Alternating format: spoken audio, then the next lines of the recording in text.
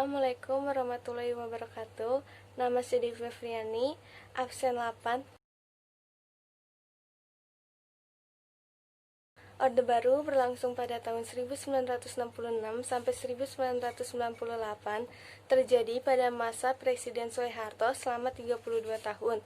Banyak kebijakan yang memiliki pengaruh besar terhadap negara, mulai dari kebijakan politik maupun kebijakan ekonomi. Kali ini saya akan mewawancarai kakak saya. Bagaimana tanggapan kakak tentang kebijakan politik? Jadi, pada masa Soeharto saat itu, ada kebijakan namanya bebas aktif. Dalam kebijakan itu, kita bebas untuk memilih siapa saja yang akan memimpin Indonesia untuk menentukan langkah-langkah menuju Indonesia maju. Bagaimana keadaan pemilu pada masa Orde Baru? Pemilihan umum pada saat Orde Baru dilakukan sebanyak 6 kali.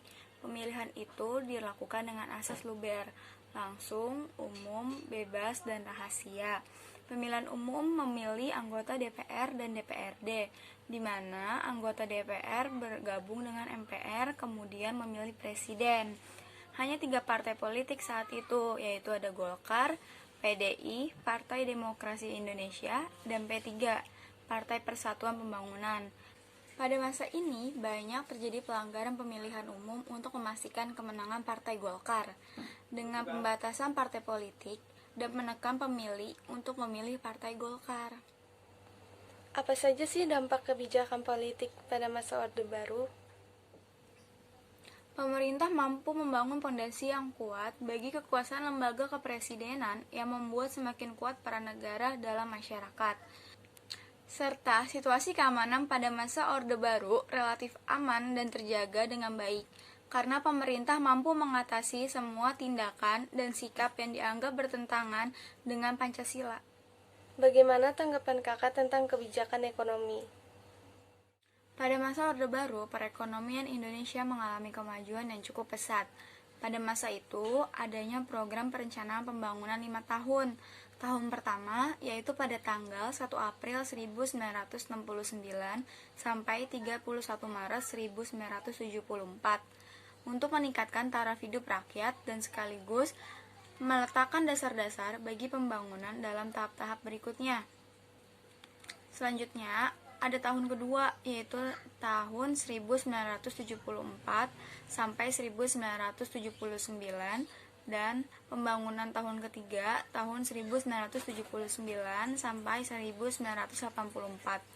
Fokus pada pencapaian pertumbuhan ekonomi, stabilitas nasional, dan pemerataan pembangunan. Pada tahun keempat, yaitu 1984 sampai 1989, serta tahun kelima 1989 sampai 1994, selain berusaha mempertahankan kemajuan di sektor pertanian, juga mulai bergerak menitik beratkan pada sektor industri. Pada tahun ketiga, 4, dan 5, infrastruktur sudah berkembang. Mulai itu ekonomi maju, namun tidak luput dari pengawasan. Apa saja sih dampak perekonomian dalam masa Orde Baru? Indonesia mengubah status dari negara pengimpor beras terbesar menjadi swasembada beras.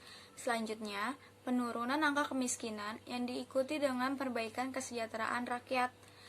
Dan terakhir, adanya sukses menumbuh rasa nasionalisme dan cinta produk dalam negeri. Kesimpulan yang kita dapat adalah pada masa Orde Baru, bidang politik dan ekonomi terbilang aman, tentram, dan sejahtera sebelum masa revolusi. Terima kasih sudah menonton video dari saya. Kurang lebihnya mohon maaf. Wassalamualaikum warahmatullahi wabarakatuh.